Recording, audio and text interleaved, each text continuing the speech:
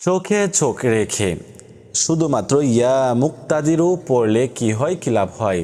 ইয়া মুক্তাদিরু, ইয়া মুক্তাদির বা ইয়া মুক্তাদিরু, এই যে শব্দটি রয়েছে, ঠিক আছে, এই শব্দটি যদি আপনি কারো চোখে চোখ রেখে এই আমলটি করেন তাহলে কি হবে, কি লাভ হবে, আজকের এই বিষয়টি নিয়ে আলোচনা করব। আপনাদেরকে খুব সহজেই এই ভিডিওটির মাধ্যমে আপনাদেরকে শিখিয়ে দেওয়ার চেষ্টা করব যে আপনারা আমলটি কখন করবেন, কিভাবে করবেন এবং করলে কি লাভ হবে।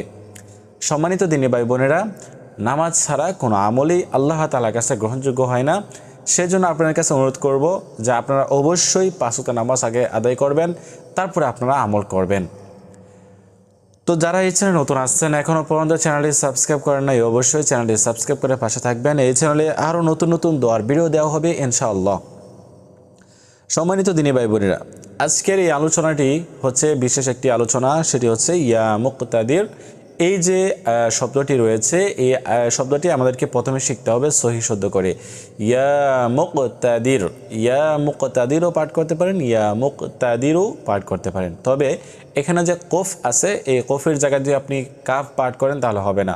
ইয়া মুক্তাদির, ইয়া মুক্তাদির, ইয়া মুক্তাদির, ইয়া মুক্তাদির, এরকম পাঠ করতে পারেন। ইয়া মুক্তাদিরু, ইয়া মুক্তাদিরু, এরকমভাবে পাঠ করবেন, ঠিক আছে। তো এটা আগে আপনারা সহি শুদ্ধ করে নেবেন, শিখে নেবেন, তারপর হচ্ছে আমল। এখন কথা হচ্ছে এই আমলটি আপনারা কোন সময় করবেন। ওই ব্যক্তি যখন আপনার সামনে থাকবে, সম্মুখে থাকবে, তার চোখের দিকে চোখ রেখে আপনি আমলটি করতে হবে, ঠিক আছে। ওই ব্যক্তির চোখের দিকে তাকিয়ে আপনি আমলটি করতে হবে, না হয় কাজ হবে না। তো যেহেতু ওই ব্যক্তি আপনার সম্মুখে থাকলে তার দিকে তাকিয়ে আপনি আমলটি শুরু করবেন। প্রথমে 3 বার ইস্তিগফার, আস্তাগফিরুল্লাহ আস্তাগফিরুল্লাহ আস্তাগফিরুল্লাহ, তারপরে 3 বার দুরূদ শরীফ পাঠ করবেন। সংক্ষেপে সাল্লাল্লাহু আলাইহি ওয়াসাল্লাম পাঠ করতে পারেন, বা সময় থাকলে আপনি দুরূদ ইব্রাহিম পাঠ করে নেবেন, সম্পূর্ণ দুরূদ শরীফ পাঠ করে নেবেন। তো ইস্তিগফার দুরূদ শরীফ পাঠ করার মতো সময় থাকে তাহলে পাঠ করবেন, না হয় পাঠ করবেন না। আপনি শুধুমাত্র এই যে ইয়া মুক্তাদিরও পাঠ করে নেবেন। কতবার? এইটা পাঠ করবেন 7 বার, ঠিক আছে। এই শব্দটি পাঠ করবেন 7 বার এবং শেষে 3 বার দুরূদ শরীফ পাঠ করতে হবে। তো এই আমলটি করলে কী লাভ হবে? এই আমলটি করলে আপনি কি লাভ পাবেন, কি ফজিলত হবে, এখন আসেন আমরা জানি নিই। এই আমলটি যদি আপনারা সহি শুদ্ধভাবে করতে পারেন তাহলে যে ব্যক্তির চোখের দিকে তাকিয়ে আপনি আমলটি করবেন, ওই ব্যক্তি আপনার প্রতি আকৃষ্ট হবে, আপনাকে ভালোবাসবে, আপনার প্রতিটি কথা সে মানতে রাজি থাকবে এবং আপনার বয়স হবে, আপনার বাধ্য হবে।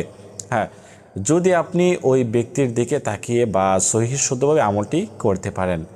শুধুমাত্র আমি আপনাদেরকে বলতেছি যে আপনারা যারা যারা এই আমলটি করবেন তারা অবশ্যই কমেন্ট করুন। আপনাদের জন্য বিশেষভাবে দোয়া করব যাতে করে আল্লাহ তাআলা আপনাদের মনের আশাগুলো পূরণ করে দেন।